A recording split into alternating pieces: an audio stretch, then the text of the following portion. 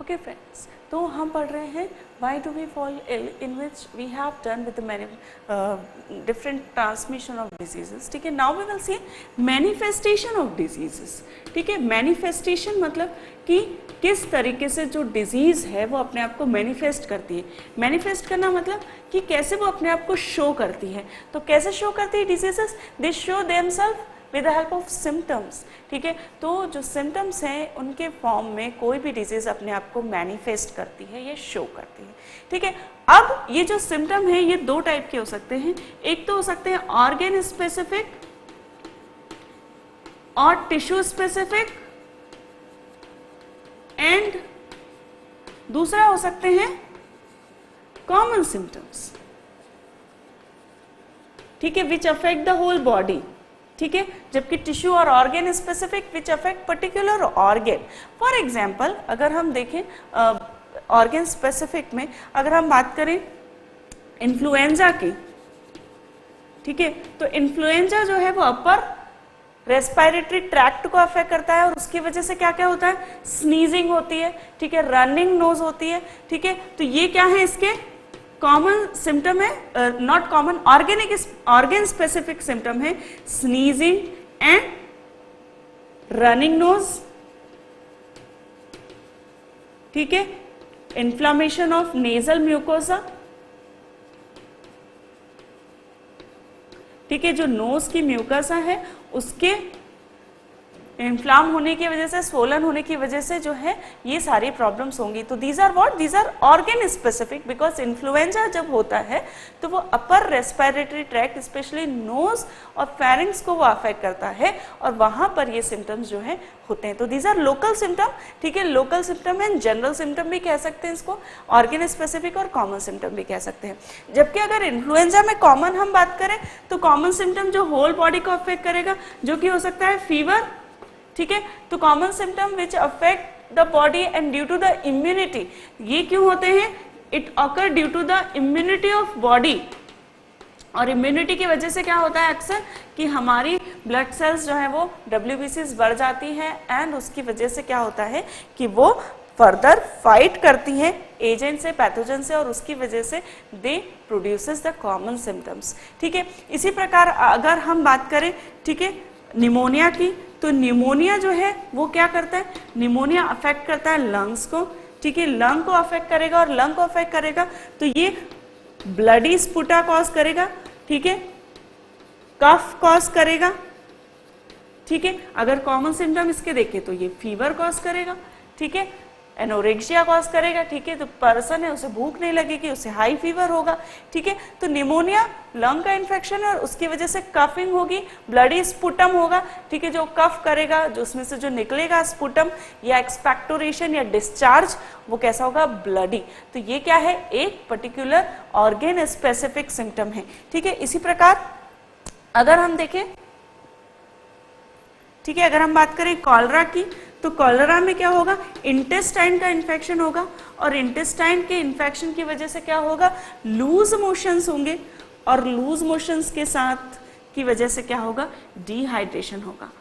ठीक है, तो ये जो है वो क्या होगा?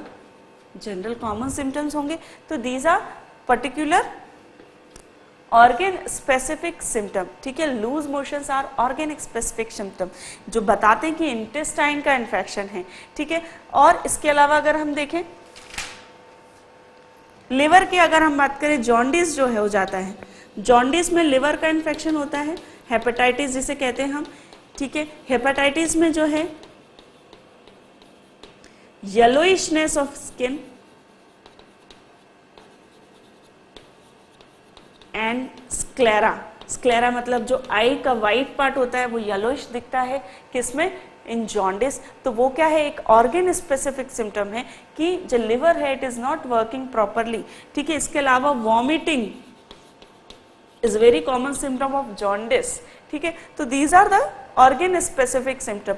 जबकि जो common symptoms होते हैं वो किस वजह से होते हैं, due to the immunity, ठीक है। फॉर एग्जाम्पल यदि एड्स की हम बात करें तो एड्स में क्या होता है कि जो वायरस है वो थ्रू द सेक्सुअल कॉन्टैक्ट जो है बॉडी में एंटर करता है, या थ्रू द ब्लड ट्रांसफ्यूजन जो है वो बॉडी में एंट्री करता है, और उसकी वजह से क्या होता है वो जाता है लिम्फ नोड में, और वहां पर जो लिम्फोसाइट्स होती हैं, स्पेशली टी लिम्फोसाइट्स, उनको वो क्या करता है, वो उन्हें डिस्ट्रॉय करने लगता है। और जब ये टी लिम्फोसाइट्स जो है बहुत कम होने लगती हैं, दीज टी लिम्फोसाइट्स जो हैं ये हमारी बॉडी में इम्यूनिटी का वर्क करती हैं, फाइट करती हैं पैथोजेंस के अगेंस्ट। तो जब ये टी लिम्फोसाइट्स बहुत कम होने लगती हैं इन केस ऑफ एड्स, तो क्या होगा,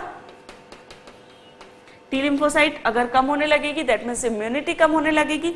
तो जब टी लिम्फोसाइट कम होने लगेगी तो हमें जो जनरल दूसरे इन्फेक्शन जैसे कि वायरस या bacteria, the person will be prone for those infections, ठीक है। दैट मीन्स अगर वो उसकी इम्यूनिटी ही कम है तो it will get the different various kind of infection और it can result in severe infections, ठीक है। So it is it is due to the AIDS disease, ठीक है। तो हमें समझ में आया organ specific in common symptoms, ठीक है। कॉमन सिम्टम्स जैसे कि हेडेक, फीवर, ये क्या है, ये कॉमन सिम्टम है, ये ऐसा पर्टिकुलर ऑर्गन स्पेसिफिसिटी शो नहीं करते हैं, ठीक है। फॉर एग्जांपल हेडेक की अगर हम बात करें तो आंखों की कमजोरी की वजह से हेडेक हो सकता है, ठीक है, एनीमिया की वजह से हेडेक हो सकता है, मेनिंजाइटिस, ब्रेन की जो कवरिंग है उनके इन्फेक्शन की वजह से हेडेक हो सकता है, हाई ब्लड प्रेशर की वजह से इन्फेक्शन हेडेक हो सकता है। तो दैट मीन्स हेडेक क्या है, कॉमन सिम्टम है, एक ऑर्गन स्पेसिफिक सिम्टम नहीं है, ठीक है। जबकि ये हमने यहाँ पर क्या देखे, these are organ specific symptom, कि अगर स्नीजिंग, रनिंग नोज है that means infection of upper respiratory tract, ठीक है। कफ है, ब्लडी स्पुटा है that means infection of lungs, ठीक है। कॉलेरा में इंटेस्टाइन से लूज मोशंस हैं, ठीक है, तो that means infection of intestine. तो दीज आर ऑर्गन स्पेसिफिक, जबकि fever, headache, vertigo, these are general symptoms, these are common symptoms, these are not any organ specific symptom, ठीक है। तो in this way these are manifestation of disease which can occur in different symptoms, ठीक है। और ये हमें इसलिए जानना जरूरी है कि पर्टिकुलर जो सिम्टम आ रहा है इट इंडिकेट्स कि वो डिजीज जो है वो क्या हो सकती है। तो सिम्टम्स एक्चुअली रिफ्लेक्शन है किसका, डिजीज का। इसलिए अगर सिम्टम्स हमें पता हो कि कौन सी डिजीज में कौन से सिम्टम्स आते हैं तो we can easily diagnose the disease, ठीक है। So manifestation of disease help us in diagnosis of diseases, ठीक है। Now we will see how we can prevent diseases and how we can treat diseases, ठीक है। So in the next session we will see the prevention of disease. Hello friends, तो हम पढ़ रहे हैं why do we fall ill, and अब हम देखेंगे कि कैसे हम डिजीजेस को प्रिवेंट कर सकते हैं। देखिए, prevention is always better than cure. क्यों कहा गया, क्योंकि, ठीक है, क्यों कहा गया प्रिवेंशन जो है वो बेटर होता है क्योर से, क्यों, क्योंकि once you get the disease उसके बहुत सारे ड्रॉबैक्स हो सकते हैं, उसके बहुत सारे जो है फैक्टर्स हो सकते हैं जो कि कॉम्प्लिकेशंस कॉज कर सकते हैं। तो अगर आपको डिजीज हो जाए उससे बेटर है कि आप उसको प्रिवेंट कर लें, ठीक है। तो आज इतनी मेडिसिन में तरक्की हो गई है, ठीक है, उसकी वजह से नाउ वी नो कि कौन सी डिजीज जो है वो किस वजह से होती है, और इन दिस वे हम उसे क्या कर सकते हैं, प्रिवेंट कर सकते हैं। तो सबसे पहले हम देखेंगे प्रिवेंशन ऑफ डिजीज। सबसे पहले हमें 3 चीज़ें याद रखनी है कि किसी भी अगर पर्सन को डिजीज हो जाती है तो उसकी 3 लिमिटेशन फैक्टर हैं कि जो भी ऑर्गन्स हैं, बॉडी ऑर्गन्स हैं, इट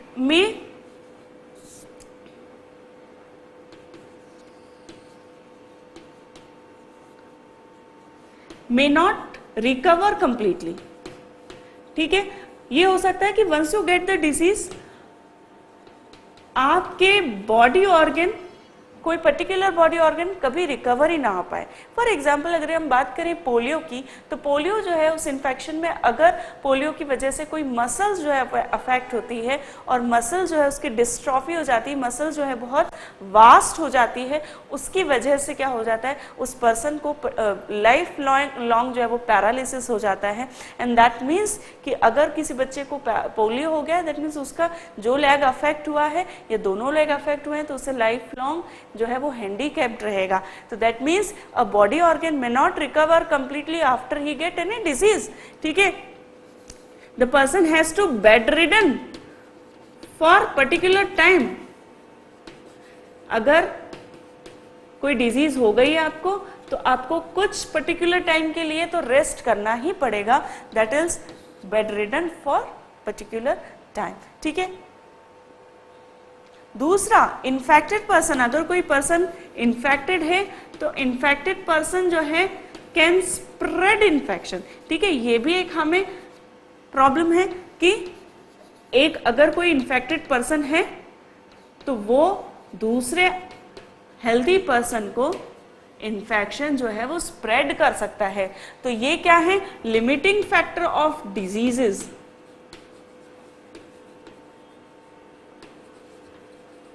ठीक है, इसलिए डिजीजेस हो ही ना, उसके लिए हम क्या कर सकते हैं, तो उसके लिए हम ये कर सकते हैं कि हम डिजीजेस को प्रिवेंट कर सकते हैं इन डिफरेंट वेज, ठीक है। अब ये जो डिफरेंट वेज में डिजीजेस का प्रिवेंशन है, ये दो तरीके से हो सकता है। पहला है प्रिवेंशन इन जनरल वे, ठीक है। दूसरा है प्रिवेंशन ड्यू टू प्रोफाइलैक्सिस।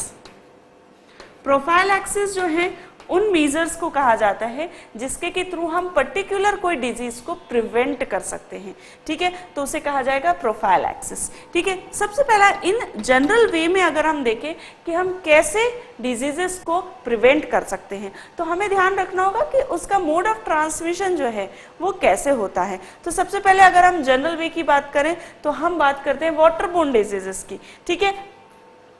तो उनके थ्रू जो है वाटरबोर्न डिजीजेस को हम कैसे रोक सकते हैं, कैसे उनको प्रिवेंट कर सकते हैं, तो हम प्रिवेंट कर सकते हैं बाय सेफ ड्रिंकिंग, ठीक है। तो हम वाटर जो भी पिए, सेफ वाटर ड्रिंकिंग हो, दैट मीन्स बॉइलिंग वाटर हो या फिल्टर्ड वाटर हो, वही हम हमेशा पिए।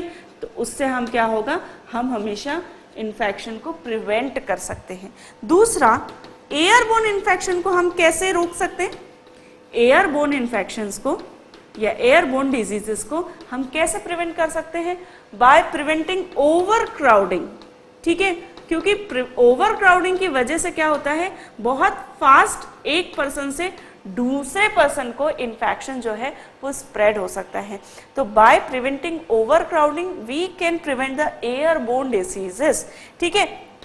दूसरा, डायरेक्ट कॉन्टैक्ट या डायरेक्ट ट्रांसमिशन से जो डिजीजेस होती हैं उनको हम कैसे रोक सकते हैं, ठीक है।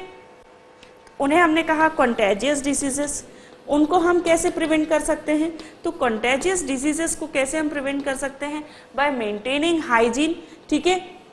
हाइजीन अगर हम प्रॉपर रखें, ठीक है, आइसोलेट करें हम अगर पेशेंट को, आइसोलेशन ऑफ पेशेंट,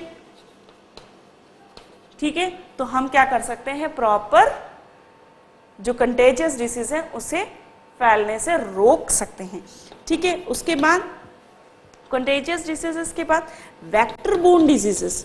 अच्छा, ये ट्रांसमिशन भी हमने पढ़ा कि वेक्टर बोर्न डिजीजेस जो हैं वो कैसे फैलती हैं, तो एक वेक्टर के थ्रू फैलती हैं। तो अगर हम उन वेक्टर्स को ब्रीडिंग होने से रोकें तो क्या कर सकते हैं हम, प्रिवेंटिंग ब्रीडिंग ऑफ वेक्टर्स।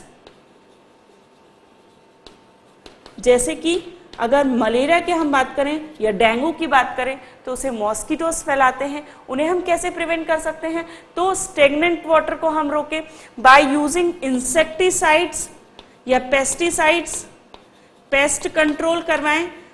क्योंकि कॉकरोच से भी आपने सुना है कि कॉकरोचेस भी जो हैं डिजीजेस फैलाते हैं, तो पेस्ट कंट्रोल करें। रेट्स जो हैं, बहुत ज़्यादा रैट्स अगर हो जाएंगे तो वो that can cause epidemic of plague, ठीक है। ब्रीडिंग ऑफ वेक्टर, जैसे कि मैंने बताया मॉस्किटो को हम कैसे रोक सकते हैं, स्टेगनेंट वाटर को रोक के मॉस्किटो नेट्स अगर हम यूज़ करें, ठीक है, या मॉस्किटो रेपेलेंट क्रीम्स अगर हम यूज़ करें, ठीक है, या फिर हम कुछ इंसेक्टिसाइड यूज़ करें जो कि उसकी ग्रोथ को ना होने दे।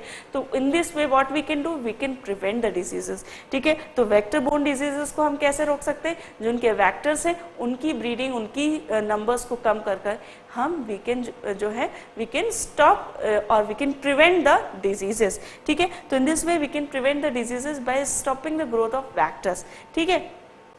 उसके बाद डेफिशिएंसी डिसीजेस को हम कैसे रोक सकते हैं?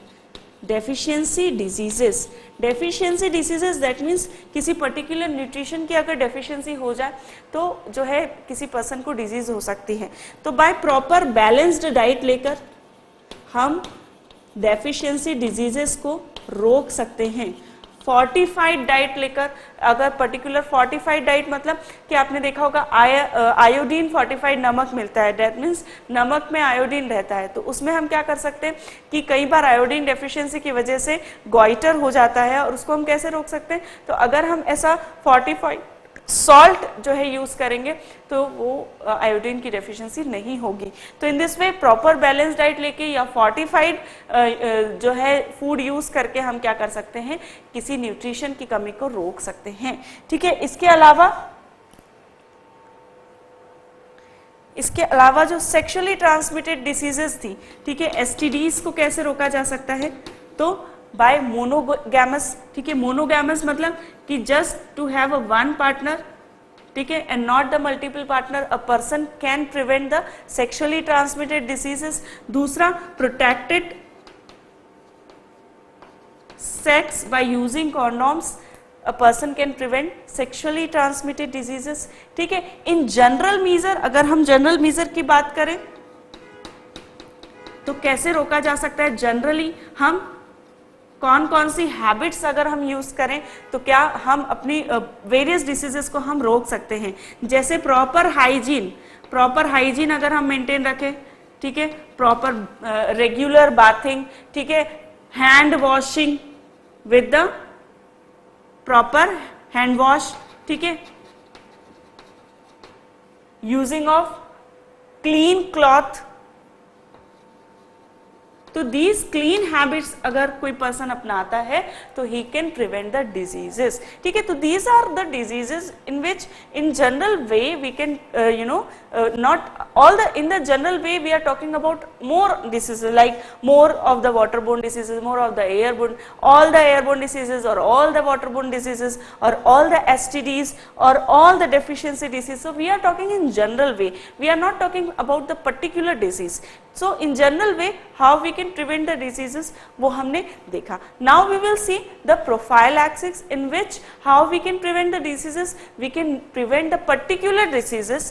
To prevent particular diseases we use measures are called as prophylaxis. ठीक है, for example vaccines. ठीक है, vaccines are the different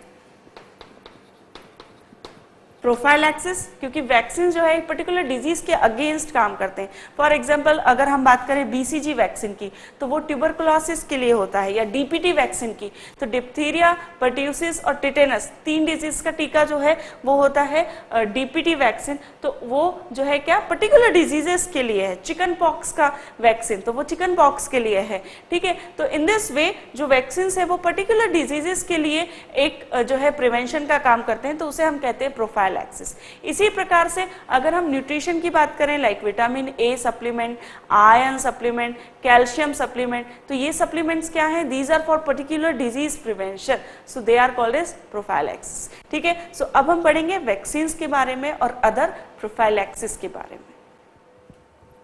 Okay friends, so now we will know, now we will study the vaccine. Now we know that vaccines are one way of preventing the diseases. ठीक है, so vaccines के बारे में जो है अब हम पढ़ेंगे. vaccines जो हैं वो क्या होते हैं और कैसे वर्क करते हैं. ठीक है, so now we will see vaccines जो है वो क्या होते हैं. एक्चुअली उसके पहले जो है हमें WBCs के बारे में पढ़ना ज़रूरी है. देखिए WBCs के बारे में हम हमेशा जानते हैं कि WBCs जो हैं वो हमारी क्या कहलाती हैं. WBCs are called as, they are called as soldiers and scavengers of our body. Soldiers मतलब क्यों कहते हैं सोल्जर्स इन्हें? Because they fight with the foreign bodies. देखिए कैसे फाइट करती हैं. जो हमारी WBCs होती हैं they are having a property that they recognize the self. Recognize the self means what? जो हमारी WBCs हमारी बॉडी में प्रेजेंट रहती हैं तो वो जो हमारी बॉडी की सेल्स हैं वो उन्हें बहुत अच्छी तरह पहचानती हैं कि ये जो हैं ये मेरी बॉडी की सेल्स हैं, और जैसे ही कोई फॉरेन बॉडी में एंटर करती है तो वो उसे पहचान जाती है कि ये मेरी बॉडी की सेल्स नहीं है, दीज आर फॉरेन बॉडीज। और जैसे ही WBCs उन्हें रिकॉग्नाइज करती हैं तो वो फिर उनको अटैक करना शुरू करती है टू फॉर्म में, ठीक है। एक हमारी होती है टी लिम्फोसाइट्स, जो कि टी लिम्फोसाइट्स जो हमारी लिम्फोसाइट्स हैं, these are the major cells of immunity, और ये दो प्रकार की होती है, T lymphocytes and B lymphocytes, ठीक है, ठीक है। बी लिम्फोसाइट्स और टी लिम्फोसाइट्स जो टाइप की हैं, these are cells of immunity, WBCs of immunity. अब ये क्या करती हैं, ठीक है, अब ये करती क्या है, तो जैसे ही कोई फॉरेन बॉडी हमारी बॉडी में एंटर करती हैं तो जो बी लिम्फोसाइट्स हैं, they produces some proteins against these foreign bodies, जिन्हें हम कहते हैं एंटीबॉडीज। ये जो एंटीबॉडीज होती हैं ये प्रोटीन के फॉर्म में होती हैं और हमारे ब्लड में फ्लो होने लगती हैं। अब जहां पर भी इन्हें वो एंटीजन दिखता है जिसके कि अगेंस्ट ये एंटीबॉडीज बनी है, ये एंटीबॉडीज उन्हें क्या करने लगती है, अटैक करने लगती हैं और ये उन्हें किल करने लगती हैं। तो इन दिस वे लिम्फोसाइट्स क्या कर रही हैं, B lymphocytes, they are secreting antibodies, जबकि जो टी लिम्फोसाइट्स हैं ये क्या करती हैं, they secrete toxins against pathogens and kill them, ठीक है। तो ये डायरेक्टली क्या करती हैं, उन्हें किल करती हैं, जबकि बी लिम्फोसाइट क्या करती हैं, उनके अगेंस्ट एंटीबॉडीज प्रोड्यूस करती हैं, ठीक है। इसीलिए जब भी हमें कोई इन्फेक्शन होता है तो हमारी WBCs का जो नंबर है वो बहुत बढ़ जाता है, काउंट, क्यों, क्योंकि वो काउंट में जल्दी से जल्दी बढ़ती है, so that they can fight against the infection, ठीक है। तो इन दिस वे हमारी जो WBCs है वो हमें हेल्प करती हैं, फाइट करती हैं किसके साथ, फॉरेन बॉडी से, और हमारी इम्यूनिटी को बनाए रखती हैं। अब यही कंसेप्ट जो है वैक्सीन्स में यूज किया जाता है। वैक्सीन्स एक्चुअली होते क्या हैं, दीज आर किल्ड और एटीन्यूटेड pathogens injected in the body of healthy person which induces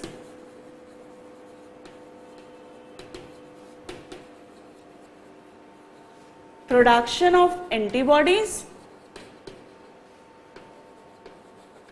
and prevention from diseases and prevention from future disease, ठीक है। अब क्या हो रहा है कि वैक्सीन में हम पर्टिकुलर डिजीज के पैथोजेंस लेते हैं जो कि किल्ड हो सकते हैं या मॉडिफाइड हो सकते हैं। मॉडिफाइड मतलब उन्हें वीक करके जो है एक बहुत स्मॉल अमाउंट बॉडी में इंजेक्ट किया जाता है। जब वो बॉडी में इंजेक्ट किया जाता है तो हमारी WBCs, ठीक है, T and B उसको क्या करती हैं, उसको पहचान जाती है, रिकॉग्नाइज करती हैं और उसके अगेंस्ट एंटीबॉडीज जो है वो बना लेती हैं। ये एंटीबॉडीज जो है हमारी बॉडी बनाती रहती है धीरे धीरे, और उसकी वजह से क्या होता है, जब फ्यूचर में अगर उस डिजीज का पैथोजन से जो है सामना होगा, ठीक है, या वो अटैक करेगा बॉडी को, तो we are already having the immunity against that disease. इसलिए वो डिजीज जो है वो उस पर्सन को कभी नहीं होगी जिसका कि वैक्सीन उसने लिया हुआ है, ठीक है। अब ये जो वैक्सीन है ये दो प्रकार के हो सकते हैं वैक्सीन, ठीक है। For small period they can be effective for small period और they can be effective for life long, ठीक है। फॉर एग्जाम्पल स्मॉल पीरियड की अगर हम बात करें तो जो कॉलरा का वैक्सीन होता है, it is having a period of, it provide the immunity for 6 month, ठीक है। दैट मीन्स 6 मंथ के बीच में अगर उसे कोई उसका सामना किसी इन्फेक्शन से होता है तो उसे वो कॉलरा नहीं होगा। लेकिन कुछ vaccine they provide life long immunity, for example vaccine of DPT, ठीक है, डिप्थीरिया पर्ट्यूसिस टिटेनस, ठीक है, या जो लाइफ लॉन्ग इम्यूनिटी है दैट इज फॉर मीजल्स। तो इसके जो वैक्सीन्स है they provide life long immunity. ठीक है, तो वैक्सीन्स का कंसेप्ट समझ में आया। वैक्सीन्स के लिए जो कंसेप्ट है एंटीबॉडीज का ही कंसेप्ट लिया गया है। एंटीबॉडीज आपने पढ़ा है पहले की क्लासेस में भी कि एंटीबॉडीज क्या होती है। These are the chemicals secreted by WBCs in response to any infectious agent, ठीक है, and these antibodies kills those infectious agent। ठीक है, तो these are actually our immunity resistance against the diseases। ठीक है, now what happen is when a small amount of killed or attenuated pathogens are injected in our blood, then what happens is our body, our WBCs produces antibodies against it। ठीक है, in next time in future if we get infection or if we get infected from these pathogens, we already have antibodies against it, so we will our antibodies will fight with this infection and we will not get that disease। ठीक है, तो vaccine जो है वो इसी जो principal है उस पर काम करता है।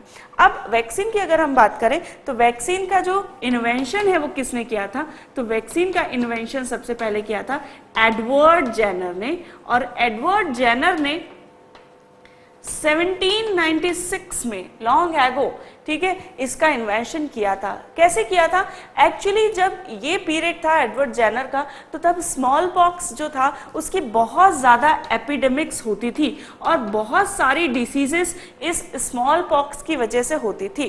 तो स्मॉल पॉक्स की एपिडेमिक की वजह तब उन्होंने क्या ऑब्जर्व किया कि स्मॉल पॉक्स की एपिडेमिक्स के टाइम पर कुछ लेडीज, ठीक है, जिन्हें कि काउ मेड्स कहा गया, मिल्क जो है मेड्स कहा गया, तो उन मिल्क मेड्स को जो कि गायों का ध्यान रखती थी और दूध जो है वो सेल करती थी, उन मिल्क मेड्स को जिनको कि प्रीवियसली, जिनको कि पहले जो है क्या हुआ था, काउपॉक्स का इन्फेक्शन हुआ था। ठीक है, काउपॉक्स जो था वो एक माइनर इन्फेक्शन होता था उस वक्त, जो कि गाय से जो है ह्यूमन बींग्स में वो फैलता था। तो ये काउपॉक्स का इन्फेक्शन उन मिल्क मेड को पहले हुआ था जो कि एक माइल्ड इन्फेक्शन था। उस वजह से क्या हुआ, उन्होंने ऑब्जर्व किया कि स्मॉल पॉक्स के एपिडेमिक्स के वक्त उन मिल्क मेड्स को जिनको कि काउपॉक्स पहले हुआ था प्रीवियसली, उन्हें स्मॉल पॉक्स नहीं हुआ। तो उन्होंने ये अंदाजा लगाया कि ऐसा हो सकता है कि because they have previously infected from cowpox and they are having some kind of immunity against these smallpox, so they did not encountered with the smallpox disease। ठीक है, और ये अंदाज पे उन्होंने एक एक्सपेरिमेंट किया। एक जॉन नाम का जो एक लड़का था, जॉन फिलिप,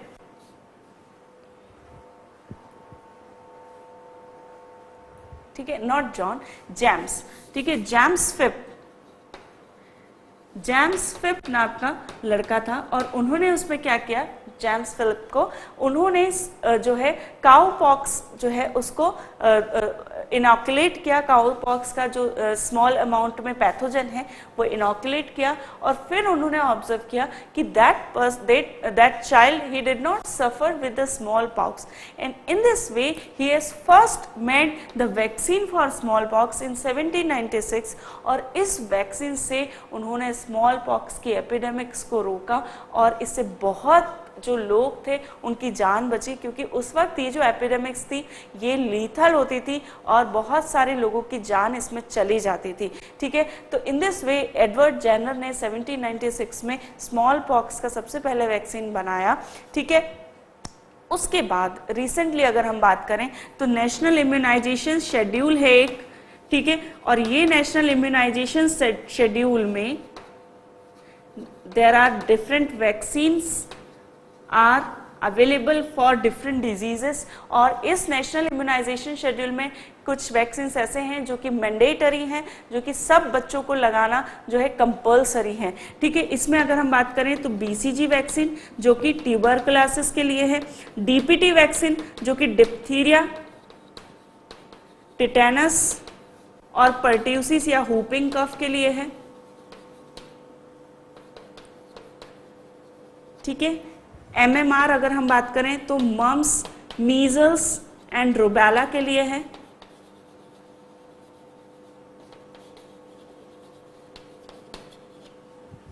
ठीक है। इसके अलावा टाइफाइड का वैक्सीन अवेलेबल है, चिकन पॉक्स का वैक्सीन अवेलेबल है, ठीक है। इसके अलावा टिटेनस के लिए अवेलेबल है, जो कि ऑलरेडी डीपीटी में भी है, अलग से भी टिटेनस टॉक्साइड जो है उसका एक वैक्सीन रहता है टिटेनस के लिए, ठीक है, टिटेनस के लिए। उसके अलावा सर्वाइकल कैंसर का भी जो है आजकल एक वैक्सीन आ गया जो कि सर्वाइकल कैंसर से प्रिवेंट करता है। हेपेटाइटिस के लिए वैक्सीन हैं, ठीक है। इन्फ्लुएंजा के लिए वैक्सीन है, ठीक है। So there are different kind of vaccine which are available to prevent the particular diseases, ठीक है। So in this way with the help of vaccine we can prevent particular diseases, ठीक है। So it is also a part of prophylaxis. Prophylaxis की अगर हम बात करें तो जैसा कि मैंने आपको बताया था कि फोर्टिफाइड फूड्स, ठीक है, फोर्टिफाइड फूड क्या होते हैं? Particular food is supplement with particular food, ठीक है। फॉर एग्जाम्पल आयोडीन नमक या आयोडीन सॉल्ट, वो क्या है? फोर्टिफाइड है, किससे? आयोडीन से, तो it is called as fortified salt, ठीक है। इसके अलावा विटामिन ए भी जो है कई ऑयल्स में रहता है, तो that is fortified with the vitamin A, ठीक। So in this way fortified food जो है वो भी एक तरीका है जिससे कि हम पर्टिकुलर डिजीजेस को रोक सकते हैं। इसके अलावा सप्लीमेंटेशन, ठीक है। सप्लीमेंटेशन मतलब जो प्रोन होते हैं, जैसे कि बच्चे, उनको यूजुअली आयरन डेफिशिएंसी होने की वजह से अनीमिया हो जाता है, तो उन्हें आयरन सप्लीमेंट जो है दिया जाए, ठीक है, बाय डिफॉल्ट आयरन सप्लीमेंट दिया जाए